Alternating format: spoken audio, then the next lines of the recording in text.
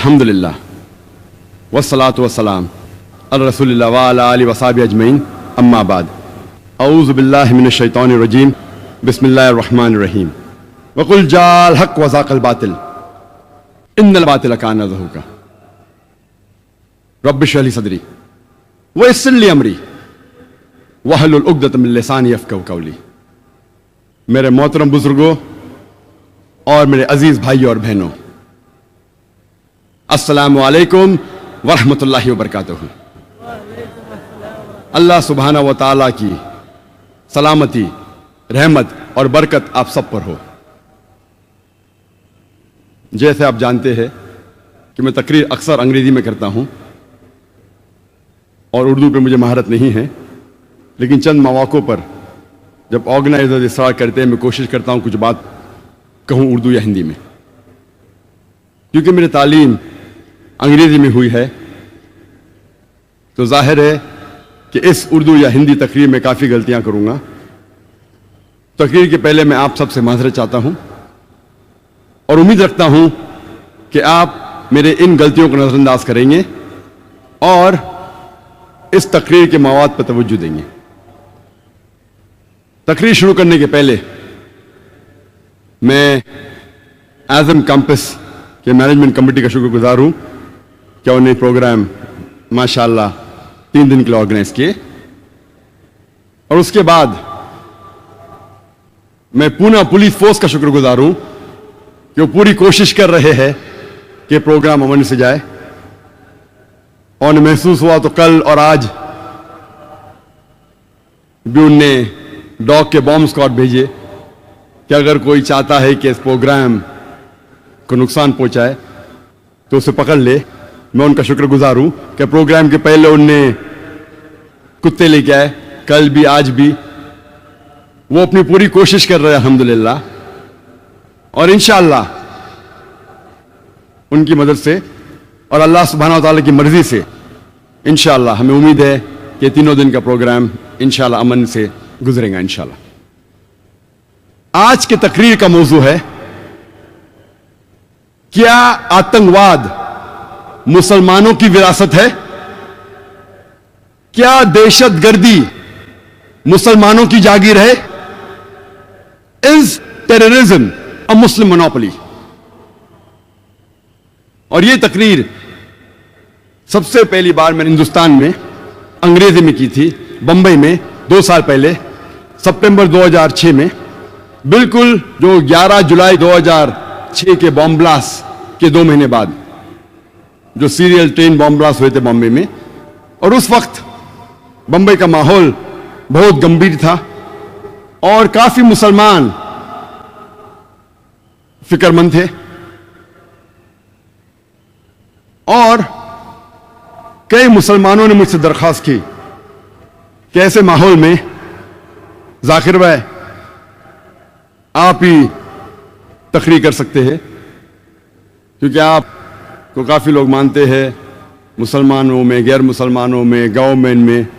जो इस बात को मैं तस्लीम नहीं करता हूं, वो अल्लाह सुब्हानहू व तआला है जो भी इज्जत देता है। और दूसरी तरफ कई बॉम्बे के सीनियर पुलिस ऑफिसरान मुझसे दरख्वास्त किए कि आप मुसलमानों से खिताब करो माहौल को समझाने के लिए। So I was on the edge of a sword. मुझे 2 तरफा जिम्मेदारियां थी और क्योंकि मैं मुसलमान हूं अल्हम्दुलिल्लाह, मुझे हक की बात कहना है। तो इस माहौल में सबसे पहली बार मैंने अंग्रेजी में तकरीर की, is terrorism a Muslim monopoly, 2 साल पहले बंबई में सितंबर 2006 में शनमुखानंद हॉल में। इंटरनेशनल मीडिया में 2005-2006 में एक बहुत मशहूर जुमला हमेशा टेलीविजन पे, रेडियो पे, मैगजीन पे, न्यूज़पेपर पे हमेशा दोहरा जा रहा था। वो था, हर मुसलमान आतंकवादी नहीं है, लेकिन हर आतंकवादी मुसलमान है। Every Muslim is not a terrorist, but every terrorist is a Muslim. और ये जुमला 11 जुलाई 2006 बॉम्बे ट्रेन सीरियल ब्लास्ट के बाद बॉम्बे में भी मशहूर हुआ। तो इस जुमले ने मुझे तहकीक करने पे मजबूर किया और उस जुमले ने यह तकरीर को जन्म दिया। क्या आतंकवाद मुसलमानों की विरासत है? और क्योंकि हमारा रिसर्च सेंटर है इस्लामिक रिसर्च फाउंडेशन, मैंने रिसर्च की कि चंद सैकड़ों सालों में जितने आतंकवादी हमले हुए मैंने उन पर रिसर्च की और तहकीक करने की कोशिश की कि ये जुमले में कितनी सच्चाई है, जो मैं आज आपके सामने पेश करूंगा।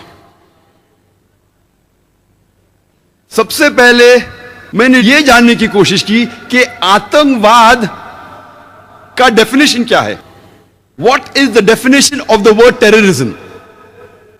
और बहुत तहकीक करने के बाद यह पता लगा कि आतंकवाद का माना जो है वो बहुत पेचीदा है और मुख्तलिफ है। आतंकवाद को डिफाइन करना नामुमकिन के बराबर है, क्योंकि यह डेफिनेशन, यह माना हर वक्त बदलता है depending upon the geographical location, depending upon the historical background. इलाके के एतबार से यह डेफिनेशन बदलता है, तारीख के एतबार से यह डेफिनेशन बदलता है। इसीलिए आतंकवाद, टेररिज्म को डिफाइन करना इज नेक्स्ट टू इम्पॉसिबल, नामुमकिन के बराबर है। लेकिन तहकीक में यह पता लगा कि सबसे पहली बार यह लफ्ज टेररिज्म, आतंकवाद या दहशतगर्दी, सबसे पहले यह इस्तेमाल किया गया था सन 1790s में, और सबसे पहले बार यह वर्ड टेररिज्म इस्तेमाल किया था एक अंग्रेज ने जिसका नाम था एडवर्ड बर्क। फ्रेंच रेवोल्यूशन के टाइम पे जैकोबिन डोमिनेटेड फ्रेंच गवर्नमेंट को डिस्क्राइब करने के लिए इस्तेमाल किया गया था। और 1793, 1794 में वो दौर कहलाया जाता था द रेन ऑफ टेरर, दहशत का दौर। और मैक्सिमिलियन रॉबस्पियर ने, कहा जाता है, क्या 5 लाख से ज्यादा द एनिमीज ऑफ स्टेट, देश के दुश्मनों को जो वो कहता था, उनको पकड़ लिया, 40,000 से ज्यादा का कत्ल किया। गिलोटीन, गिलोटीन में सिर को काट देना। 2 लाख से ज्यादा लोगों को डिपोर्ट किया, देश के बाहर कर दिया।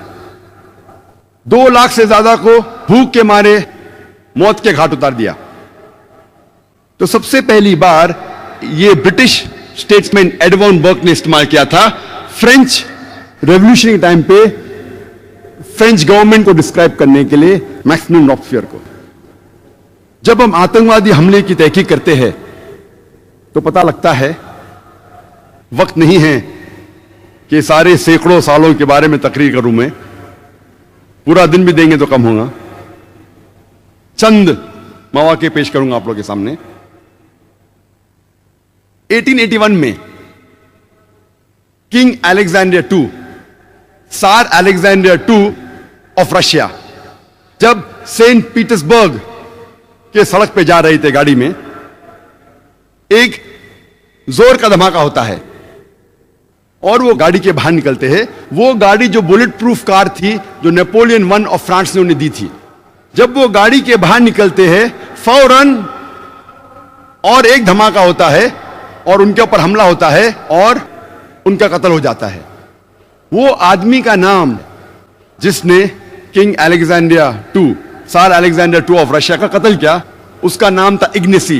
वो एक पोल था बर्बक्स का, वो गैर मुस्लिम था।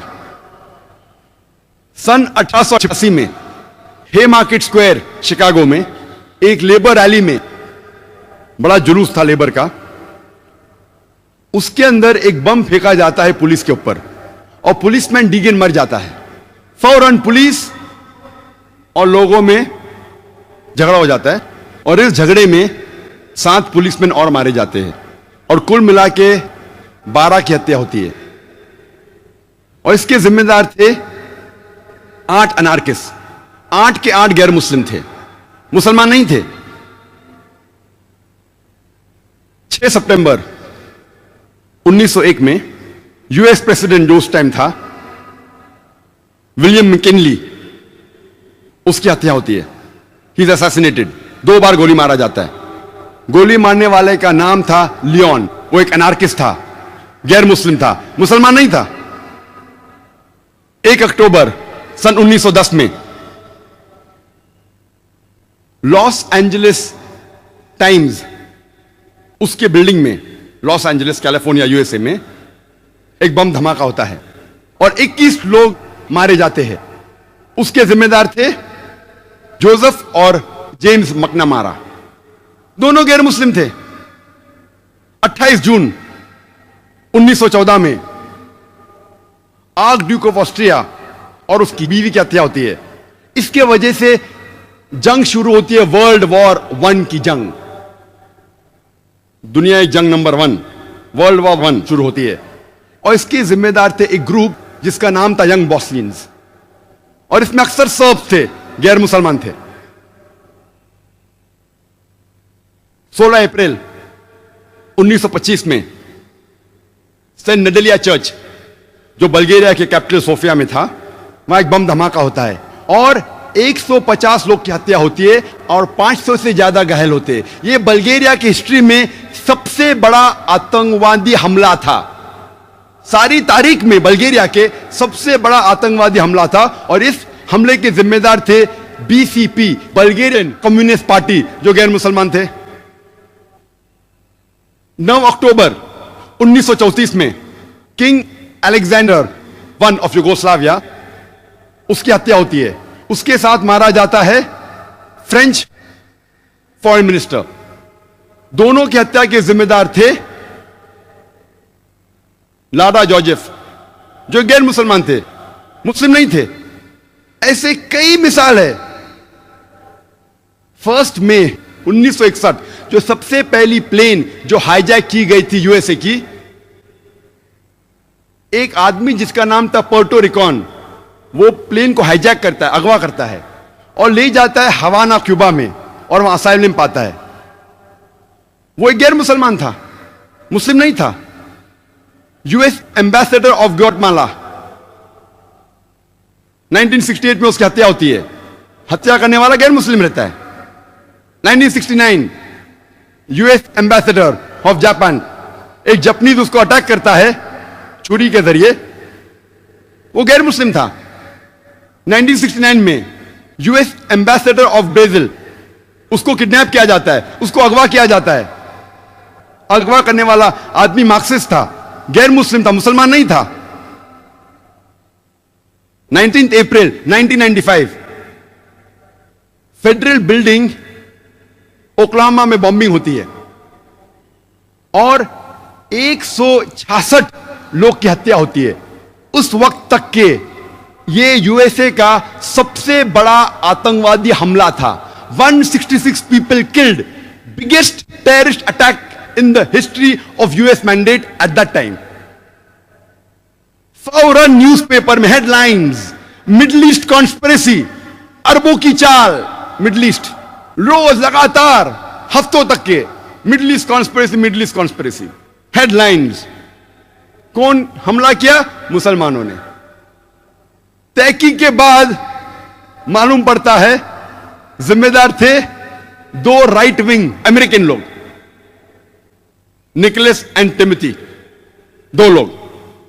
लेकिन जब पकड़े जाते, 1 या 2 दिन आता है पेपर में, उसके बाद न्यूज गायब। हफ्तों तक मुस्लिम जिम्मेदार, मुस्लिम जिम्मेदार, पकड़ा जाता है आदमी, 1-2 दिन बाद में न्यूज गायब, क्योंकि गैर मुस्लिम था। ऐसी में हजारों मिसाल दे सकता हूं, वक्त नहीं है। मैं ये नहीं कहता हूं कि मुसलमानों ने आतंकवादी हमले नहीं किए, लेकिन तहकीक पे पता चलता है कि अक्सर मेजॉरिटी जो हमले हुए वो गैर मुसलमानों ने किए। और 1990 के पहले आप जो भी मुसलमान हमले की तहकीक करेंगे अक्सर वो पैलेस्टीनियन लोग हैं। उन्हें आतंकवादी कहेंगे क्या नहीं, इसमें इख्तिलाफ है। मैं कहा ना, आतंकवाद जो डेफिनेशन है इख्तिलाफी है। क्या पैलेस्टीनियन को आप आतंकवादी कहेंगे क्या नहीं, टेररिस्ट कहेंगे क्या नहीं, इसमें इख्तिलाफ है। अक्सर पैलेस्टीनियन है, वरना आपको बहुत कम मिलेंगे मुसलमान के हमले 1990 के पहले। और 1945 में जब ब्रिटिश हुकूमत कर रही थी जेरूसलम में, वहां कई यहूदी ग्रोह थे, आतंकवादी ग्रोह, टेररिस्ट ग्रुप्स बहुत से थे। मिसाल के तौर पे हगाना, इरगुन, स्टर्न गैंग, कई यहूदी आतंकवादी टेररिस्ट ग्रुप्स थे जिन्हें ब्रिटिशर्स कहते थे कि ये टेररिस्ट ऑर्गेनाइजेशंस है, आतंकवादी ग्रुप्स है। और ये ग्रुप एक अटैक करता है 22 जुलाई 1946 में होटल किंग डेविड में। और होटल किंग डेविड उस वक्त ब्रिटिशर्स का हेडक्वार्टर्स था, ब्रिटिशर्स का सेक्रेटरीट था जेरूसलम में, और मिलिट्री का भी हेडक्वार्टर्स था, और क्राइम इन्वेस्टिगेशन ब्यूरो भी था। उधर हमला होता है और एक यहूदी ग्रुप है जिसे कहते इरगुन, वो अरबों जैसे कपड़े पहन के अटैक करते हैं होटल किंग डेविड पे और 91 लोग की हत्या करते हैं। उनमें से 28 लोग ब्रिटिश थे, 17 लोग यहूदी थे, 41 लोग मुसलमान थे और 5 थे अदर्स, दिगर मज़हब के। ये 91 लोग की हत्या जो होती है, ये ब्रिटिश तारीख में सबसे बड़ा अटैक ब्रिटिश हिस्ट्री में था ब्रिटिशर्स के अगेंस्ट। आज की तारीख तक के ब्रिटिशर्स में 91 लोग की हत्या एक हमले में नहीं हुई। जब वो जेरूसलम के अंदर जो हेडक्वार्टर्स था, और इसके जिम्मेदार थे यहूदी लोग, इरगुन गैंग, इरगुन टेररिस्ट ग्रुप, जिसके सदर थे मेनेकेन बिगिन। और इस ग्रुप के कई सदर थे, जैसे मैं कहा कि कई टेररिस्ट ऑर्गेनाइजेशंस थे, हगाना, इरगुन, स्टर्न गैंग। इनके सदर के कई नाम हैं, रैट्सबेक-येगिन, मेनेकेन बिगिन, एरियस शेरॉन।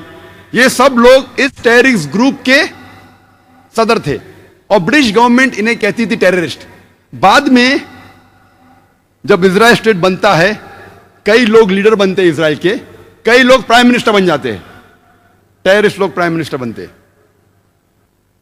और उसके फौरन बाद जब मुसलमान पैलेस्टीनियन वही कॉज के लिए लड़ रहे थे कि हमें फ्रीडम मिलना चाहिए, यही लोग मेनेकेन बिगिन, एरियल शेरॉन, वही मुसलमान को आतंकवादी कहने लगे। कितने डबल स्टैंडर्ड्स, कितना डोगलेपना। वही लोग के लिए जब वो झगड़ रहे थे, आज पैलेस्टीनियनों कह रहे कि हमें फ्रीडम चाहिए और उन्हें कहते कि वो टेररिस्ट है। और अब तारीख जब पढ़ेंगे पता लगता है कि हिटलर ने यहूदी लोग को भगाया था जर्मनी से। यहूदी लोग सब जगह मारे जा रहे थे, तो उनके रिश्तेदार पैलेस्टीन अरबों ने कहा कि यहूदी तो हमारे कजन है, रिश्तेदार है, एलन व सहलन, हमारे वहां आ सकते हैं। यहूदी लोग को पैलेस्टीनियन लोग पनाह देते हैं, मुसलमान लोग। और उसके बाद वही लोग जो पनाह देते हैं उनको आप घर के बाहर निकालते हैं और कहते हैं कि टेररिस्ट है। ये तो ऐसी मिसाल है कि आप एक मुसाफिर को अपने घर में लेते हैं, अपने छत के अंदर, वो मुसाफिर आपको घर के बाहर करता, अपने खुद के घर के बाहर करता है, फिर आप घर के बाहर कहते कि मेरा घर वापस दे दो, और लोग आपको कहते कि आप टेररिस्ट है। और जब आतंकवादी हमले की हम तहकीक करते हैं, पता लगता है कि जर्मनी में 1968 टू 1992 में एक ग्रुप थी, बादर मेनहॉफ, जो एक टेररिस्ट ग्रुप थी। कई टेररिस्ट हमले किए उनने। इटली में एक टेररिस्ट ग्रुप का नाम था रेड ब्रिगेड, जिसने कई आतंकवादी हमले किए इटली में। और 1978 में Italian prime minister premier Aldo Moro को अगवा किए और 55 दिन बाद उसकी हत्या की। ये गैर मुस्लिम थे, मुसलमान नहीं थे, इसी तरीके की एक टेररिस्ट ऑर्गेनाइजेशन, आतंकवादी ग्रोह जापान में था, जिसे कहते थे जापानीज रेड आर्मी। और इनने कोशिश की कि नर्व गैस के जरिए एक टोक्यो के ट्यूब स्टेशन में हजारों की हत्या करने की, लेकिन लोग बच गए। सिर्फ 12 लोग मारे गए। उनने नर्व गैस डाली टोक्यो के सब स्टेशन में, सिर्फ 12 लोग मरे और 5700 घायल हुए। सेम चीज योकोहामा में किया। ये ग्रुप जो थी, ये ओम श्रिंक्यो की ग्रुप थी, जो एक बुद्धिस्ट कल्ट है। ये बुद्धिस्ट थे, मुसलमान नहीं थे। ऐसी आप कई मिसाल पेश कर सकते हैं। यूके में हम जानते हैं कि सबसे खतरनाक टेररिस्ट अटैक और सबसे ज्यादा जो टेररिस्ट अटैक किए वो है IRA ने, आयरिश रिपब्लिकन आर्मी। ये एक कैथलिक ऑर्गेनाइजेशन है, क्रिश्चियन ऑर्गेनाइजेशन है, ईसाई टेररिस्ट ऑर्गेनाइजेशन है। लेकिन कभी भी यूके मीडिया में आपको यह नहीं मिलेगा कि कैथोलिक टेररिस्ट ग्रुप, कहा जाएगा IRA, आयरिश रिपब्लिकन आर्मी, क्योंकि वो मुसलमान नहीं है। अगर मुसलमान कुछ गलत काम करते हैं तो नाम आता है का मुस्लिम टेररिस्ट। बाकी कौन गलत काम करता है तो उसे इलाके से जाना जाता है। मुसलमान चाहे USA में हो, सऊदी में हो, यूके में हो या इंडिया में हो, तो मुसलमान जैसा पहचाना जाता है। अच्छे काम किए तो कहेंगे इंडियन ने अच्छे काम किया, मुसलमान ने नहीं। इंडियन को नोबेल प्राइज मिला, मुसलमान को नहीं। तो डबल स्टैंडर्ड्स क्यों? और ये जो ऑर्गेनाइजेशन है आयरिश रिपब्लिकन आर्मी, वो खुसूसन कैथलिक ऑर्गेनाइजेशन है, इसीलिए झगड़ा कर रही है प्रोटेस्टेंट के साथ और कई सालों से कर रही है। 100 से ज्यादा टेररिस्ट अटैक किए उनने। 1972 में 22 फरवरी में एल्डरशॉट में उनने बम का धमाका किया, जिसमें 7 लोगों का कत्ल हुआ। 21 जुलाई 1972 बेलफास्ट शहर में ये IRA ने और एक बम धमाका किया, जिसमें 11 लोग का कत्ल हुआ और 130 घायल हुए।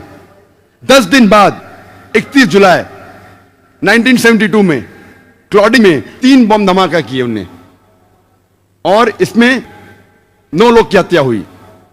1974 में गिलफोर्ड पब में उनने बम धमाका किया, जिसमें 5 लोग का इंतकाल हुआ और 44 लोग घायल हुए। उसी साल 1974 में बर्मिंघम पब में फिर से एक बम धमाका किया, जिसमें 21 लोग का कत्ल हुआ एंड 182 घायल हुए। ये IRA ने 1996 में लंदन में बम धमाका किया, जिसमें 2 लोग का कत्ल हुआ और 100 लोग से ज्यादा घायल हुए। उसी साल 1996 में मैनचेस्टर में एक बम फोड़ा शॉपिंग कॉम्प्लेक्स के बाहर, जिसमें 206 लोग घायल हुए। 1998 में यही IRA ने एक 500 पाउंड का कार बम बर्स्ट किया बैम्ब्रिक शहर में, जूते की दुकान के बाहर, जिसमें 35 लोग घायल हुए और 200 से ज्यादा घर तबाह हुए। यही IRA ने उसी साल 1998 में ओमैग में और एक 500 पाउंड का कार बम फोड़ा, जिसमें 29 लोग का इंतकाल हुआ, 29 लोग का कत्ल हुआ और 330 घायल हुए। 2001 में BBC में फिर से उन्हें बम फोड़ा। IRA के बारे में अगर मैं तकरीर करने लगूं तो एक दिन निकल जाएगा।